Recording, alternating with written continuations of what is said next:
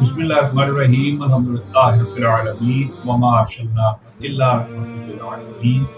بعد از خدا بزرگ توئی قصر ناظرین پروگرام کے فیسبک کے ساتھ آپ سب کو اسکول کر لیے میں ہوں آپ کا رضوان حضرت اقبال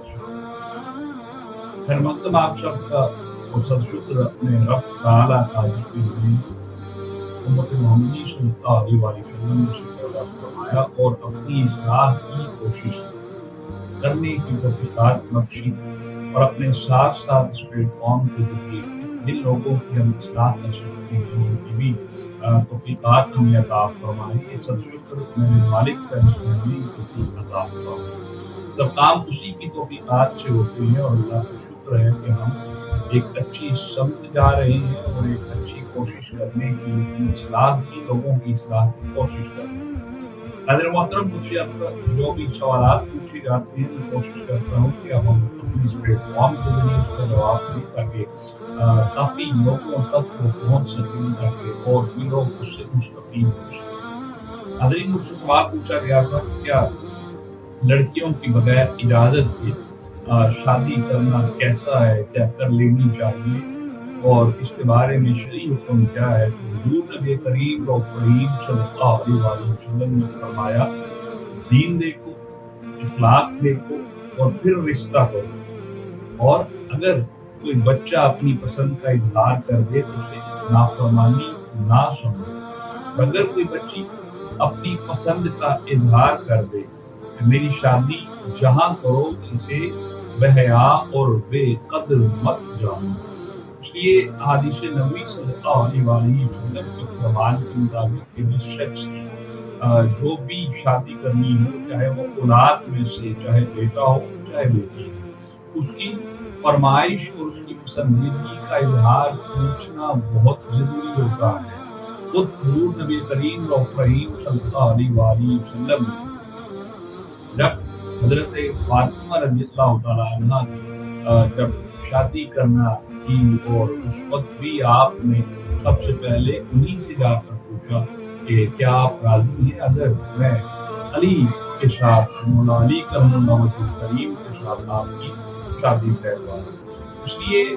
یہ ہمارے لیے کھلا سبق ہے, کھلا باب ہے. آج معاشرے میں اسی لیے بگاڑ پیدا ہوتا ہے کہ لوگوں کی ہم ذہنی آپس میں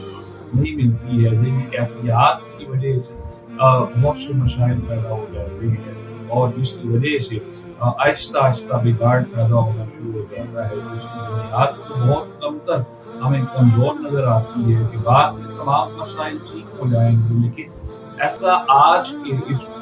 معاشرے میں ہمیں دیکھنے کو بہت کم ملتا ہے. اس لیے جب بھی کوئی ایسا اسٹیپ لینا چاہیں لیکن ہمیں اپنے بچوں کو یقیناً ضرور ان کی فرمائش, یقیناً ہمیں اپنے بچوں کو ضرور جتنی بھی خواہشات ہیں ان کو مد نظر رکھنا چاہیے. رضامندی کا اظہار ہونا, اس میں خواہش کا اظہار ہونا بہت ضروری ہے, جس سے ہم اپنے معاشرے بنیاد کو ہی, بنیادی لڑائی کی جڑ کو ہی, فساد کو ہی وہیں سے پکڑ سکتے ہیں تاکہ ہم اس میں کسی بھی بچے کو ایسے دھکیل نہ سکیں جس میں آنے والے وقت میں ان کے لیے مسئلے کا باعث نہیں. وہ پھر اپنی معاشرتی زندگی کو, پوری زندگی کا جو یہ شمار ہے, پوری زندگی ایک شخص کے ساتھ آپ ایسے نہیں گزار سکتے ہیں جس کو آپ جانتے تک نہیں ہیں, جس کو آپ نے دیکھا تک نہیں ہے. حتیٰ کہ شریعت ہمیں دیکھنے کی بھی اجازت دیتی ہے کہ جس شخص کو سے آپ کی شادی ہو رہی ہے, چاہے وہ لڑکا ہے چاہے وہ لڑکی ہے, آپ ایک دوسرے کو دیکھ بھی سکتے ہیں, ان کو دیکھنا بھی اجازت میں ہے تاکہ لوگ اطمینان کر سکیں, وہ دونوں فریقین آپس میں اطمینان کر سکیں جنہوں نے اپنی ساری زندگی کا ساتھ گزارا. ہمیں چاہیے کہ ہم کوئی ایسا سازگار ماحول پیدا کر سکیں, ایک اچھا ڈسپلن کے ساتھ کوئی ایک ایسا فکری اور افکار و خیالات کی مذہبی کوئی تقریب رکھ سکے اپنے گھر میں جہاں پر لوگ شریک ہو سکے, جس کی وجہ سے وہ ایک دوسرے کو دیکھ سکیں. ایک اچھی دعوت آرگنائز کی جا سکتی ہے. بہت سی ایسی چیزیں جس کے ذریعے سے آپ ان کے لیے آسانی کر سکتے ہیں, جس میں بعد میں آنے والی زندگی میں ان کو بہت سے فوائد میسر آ جائیں. اجازت کیجیے اسکول کی ٹیم کے ساتھ السلام علیکم ورحمۃ اللہ وبرکاتہ.